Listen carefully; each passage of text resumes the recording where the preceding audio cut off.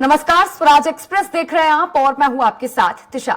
चलिए बुलेटिन की शुरुआत करेंगे। उज्जैन से रुख कर लेते हैं मुख्यमंत्री डॉक्टर मोहन यादव का। हमारे तरफ से भी हमारी चर्चा दिन और रात मुख्यमंत्री जी से हो रही है।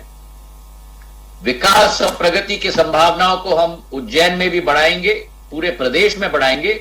इन्हीं शब्दों के साथ आपका बहुत धन्यवाद। जय हिंद, जय भारत। धन्यवाद। और नई संभावनाओं को ठोस धरातल प्रदान करने के लिए माननीय डॉक्टर मोहन यादव जी के नेतृत्व में जो सत्प्रयास हो रहे हैं, निश्चित रूप से वह आने वाले दिनों में एक नया इतिहास रचेंगे। मैं चाहूंगा कि आप सब दोनों हाथ उठाकर करतल ध्वनि से माननीय मुख्यमंत्री महोदय का स्वागत करें। तालियां कम है, जोरदार तालियां परम श्रद्धेय के लिए। और इसी के साथ हम माननीय मुख्यमंत्री महोदय से निवेदन। बोले जय श्री महाकाल, जय श्री महाकाल।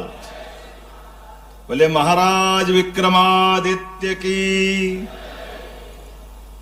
हम सबका सौभाग्य है, महाकवि कालिदास का ये प्रांगण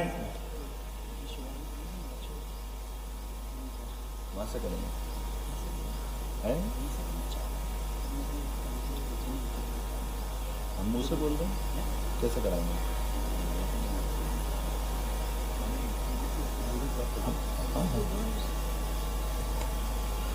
एक साथ जब कई कार्यक्रम चालू करते हैं तो जैसे आकाशवाणी का पंचरंगी प्रोग्राम होता है ना, तो ये हमारे आयोजनों की श्रृंखला का एक गुलदस्ता इसी प्रकार से बना है। आयोजक भी चकरा रहे हैं कि क्या क्या बोलना है, बताओ तो सही। इतनी सारी लिस्ट है। विक्रम व्यापार मेले का शुभारंभ भी अभी हाल ही है। इन्वेस्टर समिट मीट का भी यही उद्घाटन है। विक्रमोत्सव का यही आयोजन है। और इसी आयोजन में हम अपने गौरवशाली अतीत पे गर्व करके अपनी बात रखने की शुरुआत भी कर रहे हैं। सम्राट विक्रमादित्य के नाम पर जो आयोजन होने वाला है, यह नाम ही अपने आप में पर्याप्त है। जहां हमारी सभ्यता का आदित्य दुनिया में पहचाना गया, उसी नगरी को विक्रमादित्य के नाम से दुनिया जानती है। विक्रमादित्य का नाम ही पर्याप्त है दुनिया में। किसी को सुशासन की बात कहना हो, किसी को वीरता का नाम बताना हो, न्याय प्रियता का बात बताना हो, दानशीलता की कोई बात करता हो, कितने प्रकार के गुण व्यक्ति में हो सकते हैं। वो सारे के सारे गुण अगर एक व्यक्ति में समाहित कर दो तो जीते जी जो देवत्व धारण कर ले। लेकिन विनम्रता में आज भी वो अपने आप को राजा के बजाय सामान्य नागरिक के नाते से, नागरिक तंत्र की स्थापना के प्रथम पुरुष के नाते से जाने जाते हैं। ऐसे विक्रमादित्य के नाम पर ये जो आयोजन हो रहा है, इस आयोजन की मैं अपने यहां से उज्जैन से हमारे भारत सरकार के बहुत लोकप्रिय मंत्री और हमारे सबके नेता, मेरे अभिन्न मित्र माननीय ज्योतिरादित्य सिंधिया जी साहब का स्वागत करता हूं, अभिनंदन करता हूं, जिनने बहुत विस्तार से अपने बीच में अपनी सारी बात रखी। एक बार अभिनंदन करें माननीय सिंधिया जी का। इसी मंच पर विराजमान हमारे कैबिनेट मंत्री माननीय चेतन कश्यप जी। समय के अभाव में मैंने कहा कि थोड़ा समय कम पड़ रहा है, एक बार अभिनंदन करो चेतन जी का। हमारे बीच में रतलाम से आते हैं और लगातार उद्योग मंत्रालय की गतिविधि बढ़ा रहे हैं। और जहां संस्कृति की बात हो, संस्कृति की दृष्टि से कोई कार्यक्रम हो, और वैसे भी हमारे वो बौद्धिक क्षेत्र की, हमारी बौद्धिक संपदा के नाते से जाने जाते हैं। धर्मेंद्र जी लोधी, अभिनंदन करें धर्मेंद्र जी का, संस्कृति मंत्री का सही अर्थों में जिनने मान बढ़ाया है। मंच पर ही विराजमान हमारे लोकप्रिय सांसद माननीय अनिल फिरोजिया जी, आपका भी मैं स्वागत करता हूं इस अवसर पर। हमारे माननीय विधायक माननीय अनिल जैन कालूहेड़ा जी हमारे लिए उज्जैन उत्तर के विधायक हैं, बहुत लोकप्रिय नेता है। और सम आदरणीय सतीश मालवीय जी, दूसरी बार के जोरदार विधायक है सतीश मालवीय जी। इस अवसर पर हमारे अपने प्राध्यापक परिवार से आते हुए अपनी अलग पहचान बनाने वाले पूर्व सांसद वर्तमान विधायक माननीय चिंतामन मालवीय जी, आपका भी वंदन अभिनंदन। हमारे अपने महापौर मुकेश टटवाल जी, आपका भी अभिनंदन। बहन कलावती दीदी, आपका भी अभिनंदन, नगर निगम के अध्यक्ष हैं। इस अवसर पर हमारे दोनों भाजपा जिला अध्यक्ष माननीय विवेक जोशी जी, माननीय बहादुर सिंह बोरमुंडला जी, इस अवसर पर फार्मेसी काउंसिल के पूर्व अध्यक्ष ओम जैन जी, उज्जैन विकास प्राधिकरण के पूर्व अध्यक्ष माननीय जगदीश अग्रवाल जी, हमारे वरिष्ठ नेता पूर्व मंत्री माननीय पारस जैन जी, इस अवसर पर प्राधिकरण के पूर्व अध्यक्ष माननीय श्याम बंसल जी, हमारे पूर्व विधायक और जुझारू छात्र नेता के रूप में अपनी ख्याति प्राप्त करने वाले माननीय राजेंद्र भारती जी, हमारे प्रवक्ता राजपाल सिंह जी, और नाम लूंगा तो उज्जैन में मैं अब छोड़ नहीं सकता माननीय सुल्तान सिंह जी शेखावत जी नागदा से हमारे बीच पधारे, जिला पंचायत के अध्यक्ष हमारी बहन जी, इस अवसर पर उपाध्यक्ष जी, सभी वरिष्ठ अलग अलग पदाधिकारीगण, सभी पत्रकार साथियों, सम्मानित नागरिकगण, भाइयों और बहनों, प्यारे मित्र साथियों, आपने ढोल नगाड़े के साथ जो विक्रमोत्सव पे घंटा नाद किया है, हजारों साल से महाकवि कालिदास ने 2000 साल पहले ऐसे ही घंटा नाद किया, जिसके आधार पर उनकी आज भी दुनिया में तोड़ नहीं मिलता है, जिनने अपने ग्रंथों के माध्यम से उज्जैन की गरिमा गाई, एहसास कराया कि पवित्र छिपरा का किनारा ये भूखंड इंद्र देवता का माना गया, स्वर्ग के समान जो उपमा दी गई उज्जैन को। वैसे तो उज्जैन की पहचान ही ऐसी है, अयोध्या मथुरा माया काशी कांची अवंतिका पुरी द्वारा अवतिष्ठ्य सप्तैते मोक्षदायिका, जो 7 पवित्रतम नगरी दुनिया में है, और जिन नगरी में रहने मात्र से परमात्मा हमको जन्म जन्म के झंझटों से मुक्त करके मोक्ष की प्राप्ति कराता है। व्यक्ति मनुष्य लोक में आता है तो एक ही आकांक्षा से आता है, और आने के पीछे उसका भी कारण रहता कि जब हमारे प्रारब्ध में मोक्ष में रहना का मौका, या आप इसको सरल भाषा में कहो तो हमारे कर्मों के आधार पर पुण्य कर्म अर्जित करने का मौका ढूंढना है, तो व्यक्ति का पिंड आत्मा के रूप में हमारे अपने शरीर से इस मृत्यु लोक में शरीर धारण करके पुण्य अर्जित करने का मौका मिलता है। और पुण्य अर्जित करने का मौका मिलता है तो 84 लाख योनियों में से कई जन्मों के पुण्य के बाद हमको मनुष्य जन्म मिलता है, और मनुष्य जन्म को सार्थक सिद्ध करने के लिए ऐसी उदात्त संस्कृति को दुनिया ढूंढती रहती है, और ऐसी संस्कृति में हमें सबको गर्व है। हाँ, हम सनातन संस्कृति के संवाहक के, जिस संस्कृति ने दुनिया को मनुष्यता के नाते से वसुदेव कुटुंबकम की भावना से परिचय कराया है।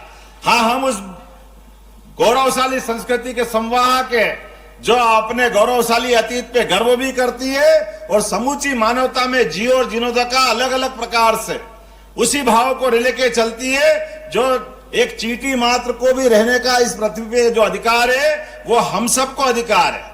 क्या नदी, क्या पहाड़, क्या पर्वत, सब में जो जीव ढूंढते हैं, सबको परमात्मा का एक तरह से प्रसाद मानते हैं। हाँ, हम उस संस्कृति के संवाहक है, और ऐसे में अपने शासन से सुशासन की उच्चतम मापदंड भगवान राजा राम के काल से और अतीत के ऐसे कई कई कारणों से आप अंदाज लगा लो कि ये हमारा अपना जो वर्तमान का चतुर्युग चल रहा है, जिसको मान के चले 5000 साल का ये कलयुग का समय चल रहा है, लेकिन कलयुग के 5000 साल के समय को भी अगर भूल जाएं तो ये उज्जैन तो कालगणना की नगरी है, और कालगणना की नगरी जिसने अपनी सृष्टि के आरंभ से हरेक का हिसाब रखा है, और व्यक्ति के जन्म से लेकर मृत्यु तक की पूरी यात्रा का समय कितना कीमत रखता है, तो अपने क्षण क्षण का उपयोग सदुपयोग में बदले। इसलिए दुनिया की नगरी कोई और हो सकती है, लेकिन काल की नगरी तो एक ही है, महाकाल की नगरी। इसकी किसी से कोई होड़ नहीं हो सकती है, किसी से कोई तोड़ नहीं हो सकती। इसलिए एक बार नहीं, हमारी सृष्टि के प्रारंभ में सौर मंडल की शुरुआत के साथ जब नवग्रह रचना भी हो रही थी सूर्य मंडल के साथ, तो यही माना गया कि उज्जैन वो स्थान है जहां पृथ्वी से एक भूखंड टूट करके मंगल ग्रह के नाते से अपनी अलग पहचान बनाते हैं, और वो मंगल पृथ्वी के पुत्र कहलाते हैं। लेकिन ऐसा कहा गया कि वो धूमकेतु से जो टकराने की घटना हुई है, वो टकराने की घटना भी इसी पुण्य भूमि उज्जैन से मानी गई है। हमें इस बात का गर्व है। इसलिए समस्त प्रकार के मांगलिक ऐसे मुहूर्त के आधार पर किसी को अपने जीवन के अंदर मंगल दोष से निवृत्ति चाहिए, कोई मंगल दोष की परिस्थितियों में अपनी सुधार की कोई गुंजाइश ढूंढता है तो दुनिया में उसको कहीं भटकने की जरूरत नहीं है। एक बार उज्जैन आ जाए, छिपरा में स्नान करे, मंगलनाथ पे जल चढ़ाए, थोड़ी सी पूजा कर दे, बाबा कृपा करते हैं। ऐसी कई मान्यता है। लेकिन विक्रमादित्य तो वो काल के व्यक्तित्व है जिनने अपने बलबूते पर पुरुषार्थ से, पराक्रम से अपने पिता के छीने हुए उस साम्राज्य को न केवल हासिल किया बल्कि इस पूरी दुनिया से आतंकवादियों को, आतताइयों को, विदेशी आक्रांताओं को वो धूल चटाई कि आज भी हर देश के बच्चे बच्चे के हृदय में धड़कता है कि हाँ, हमारा गौरवशाली अतीत का एक महानायक अगर कोई है वो विक्रमादित्य, हमको सदैव जिस पे गर्व रहता आया। और केवल एक ही वो बात नहीं जिसके आधार पे उनने अपनी धाक जमाई, बल्कि शासन के संचालन के सूत्र कैसे होना चाहिए, व्यक्तिगत जीवन में भी लोगों का संग्रह किसी शासक के पास कैसा होना चाहिए। 2000 साल पहले कोई एक नाम हो तो बताओ। महाकवि कालिदास घटकर पर से लगा करके नवग्रह, जिसको नवग्रह के आधार पर सूर्यमंडल की जैसे पहचान होती है, ऐसे उनने नवरत्नों की पहचान अपने साथ जोड़ी थी, जिसके कारण से विक्रमादित्य और उनके नवरत्न, विक्रमादित्य और उनकी 32 पुतलियों का सिंहासन, कई सारी किंवदंतियां आज भी चलती है। और काल के क्रम में ऐसे कई सारे विक्रमादित्य बनने के लिए लालायित जननायक मिले, जिनने कहा कि जीवन में कुछ बनना है तो विक्रमादित्य के समान बनना है। और विक्रमादित्य तो वो व्यक्ति है जिनका मूल नाम तो सहसांक है, लेकिन वह अपने पराक्रम के बलबूते पर असंभव से असंभव व्यक्तित्व के आधार पर ऐसे काम को भी सुक्रम में बदल दे, विरुद्धार्थी क्रम को सुक्रम में बदल दे, इसलिए उसको विक्रम और विक्रमादित्य के नाम से इतिहास में जाना गया है। काल के प्रवाह में ऐसे जननायक को विस्मृत करा दिया गया था। उस जननायक की सारी वीरोचित बातों को समाज के सामने स्थापित करने के लिए और कौन सा मौका मिलेगा। यशस्वी भारतीय जनता पार्टी के शासन की सरकारें आती है और काल के प्रवाह में वो उसे विस्मृत किए महापुरुषों को याद करते हैं। तो आज हम विक्रमादित्य को इस नए अवसर में नए प्रकार से स्मरण कर रहे हैं। तो कितने प्रकार से उज्जैन की बातों को जोड़ेंगे।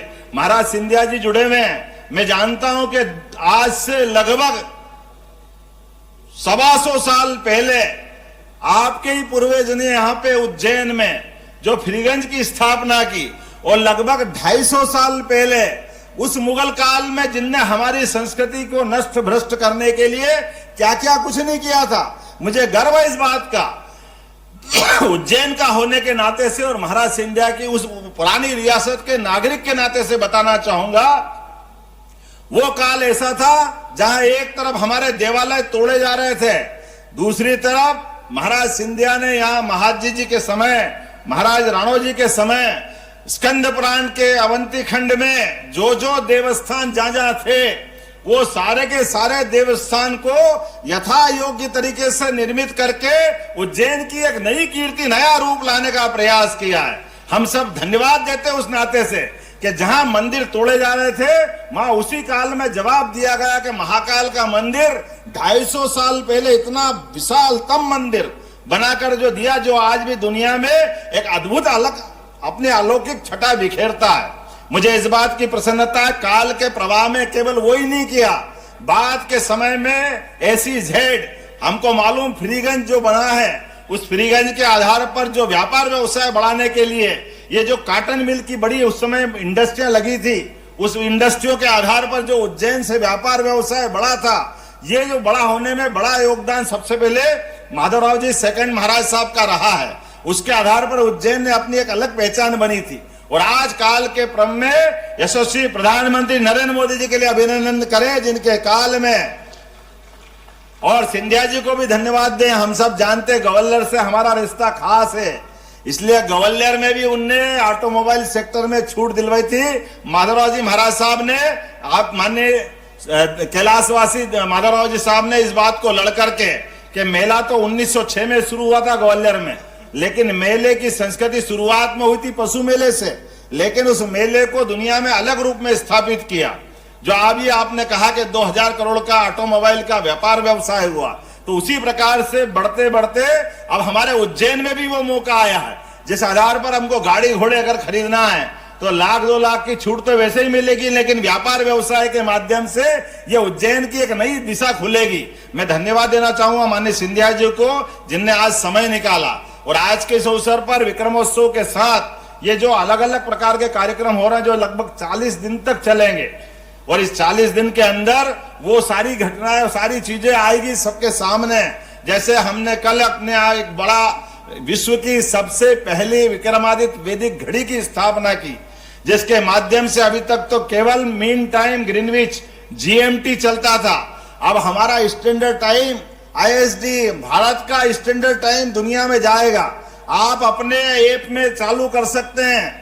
भारत का सूर्योदय का शुद्ध समय अगर कहीं चाहिए, उसका अतीत उज्जैन से जुड़ता है। और ये केवल वो घड़ी नहीं रहेगी, आधुनिक तरीके से ये जो समय का चक्र बदलता है, समय के बदलते चक्र में भारत में, दुनिया में उज्जैन की भी पहचान बने, मध्य प्रदेश की भी पहचान बने। इसलिए मध्य प्रदेश की सरकार केवल उज्जैन नहीं, आज भी समिट के माध्यम से ये रीजनल समिट प्रारंभ करते हुए अलग अलग क्षेत्रों में इसी क्रम में जारी रखेगी। पूरे प्रदेश को देश का नंबर 1 राज्य बनाने के लिए माननीय मोदी जी के नेतृत्व में ये आयोजनों का सिलसिला प्रारंभ हो रहा है। आज हमने जो मसाल यहां से उठाई है, निश्चित रूप से आगे जाकर के इसी प्रकार से देश और दुनिया में छाए। पहली बार ऐसा हुआ कि मध्य प्रदेश के कैलेंडर, सरकारी कैलेंडर के ऊपर केवल शक संवत नहीं लिखा गया, मुझे गर्व है विक्रम संवत भी उल्लेख किया है, जिसके आधार पर हम हजारों साल से जाने जाते थे।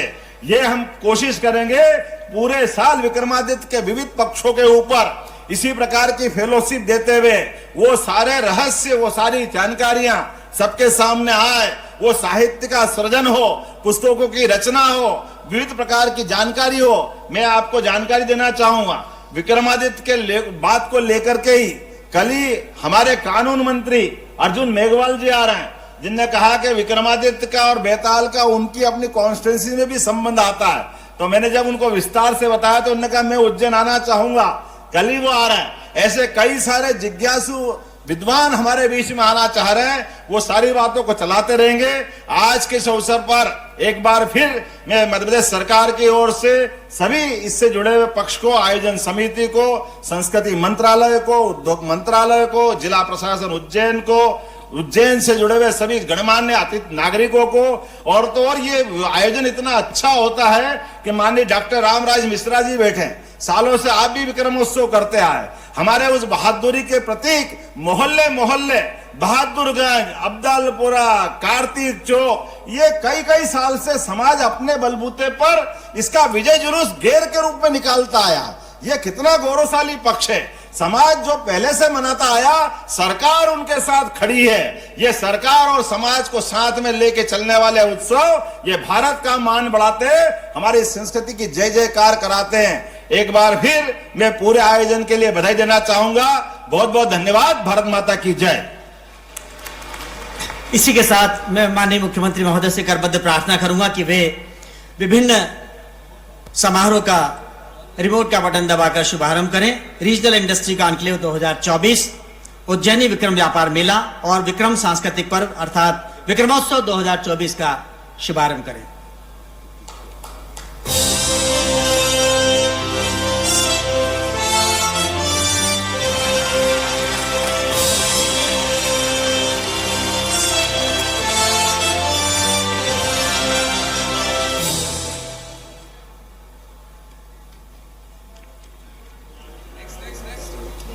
नेक्स्ट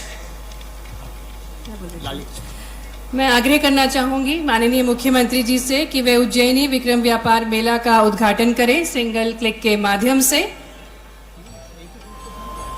साथ ही साथ तालियों के माध्यम से हम स्वागत करें इन सौगातों का।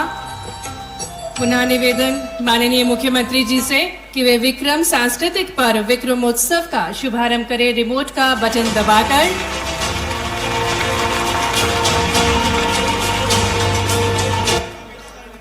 आग्रह माननीय मुख्यमंत्री जी से। लाडली बहना का शुभारंभ किया माननीय मुख्यमंत्री जी ने। लाडली बहना योजना के अंतर्गत 1,29,00,000 महिलाओं ने 1576 करोड़ की राशि अंतरित की। साथ ही साथ लक्ष्मी योजना के अंतर्गत बेटियों के लिए 2,85,000 बालिकाओं के खाते में 85 करोड़ की राशि अंतरित करी। जोरदार तालियों के साथ माननीय मुख्यमंत्री जी को हम धन्यवाद दें। साथ ही साथ आग्रह माननीय मुख्यमंत्री जी से कि वे विक्रम पंचांग, आर्ष भारत, राम राजा व अन्य पुस्तकों का भी विमोचन करने की कृपा करें।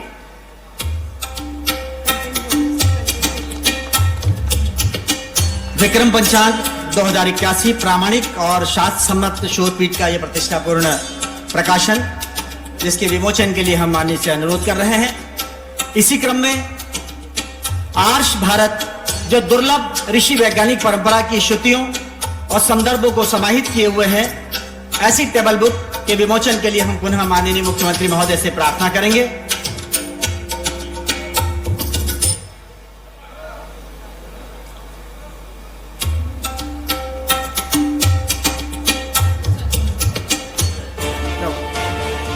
करतल ध्वनि के साथ हम स्वागत करें सभी सौगातों का।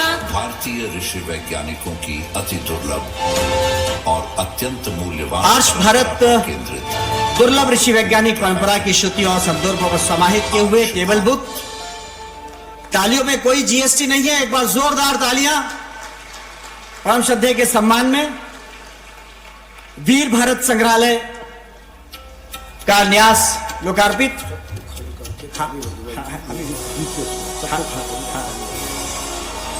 वीर भारत संग्रहालय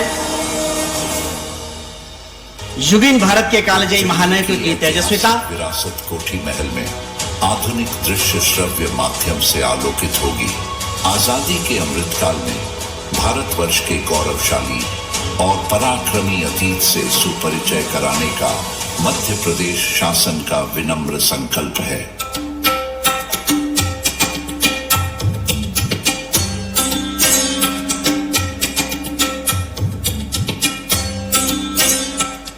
इसी क्रम में कुछ पुस्तकों का विमोचन जो मध्य प्रदेश में स्वाधीनता संग्राम पर केंद्रित हैं। मंडला डिंडोरी, दतिया, जबलपुर और सतना जिलों के स्वाधीनता संग्राम पर केंद्रित पुस्तक के लिए संजय यादव जी, संतोष वर्मा जी से मेरा अनुरोध के पुस्तक विमोचन की कार्यवाही संपादित कराएं। मध्य प्रदेश में स्वाधीनता संग्राम, मंडला डिंडोरी, दतिया, जबलपुर और सतना। फिलहाल बुलेटिन में इतना ही। आप देखते रहिए स्वराज एक्सप्रेस। नमस्कार।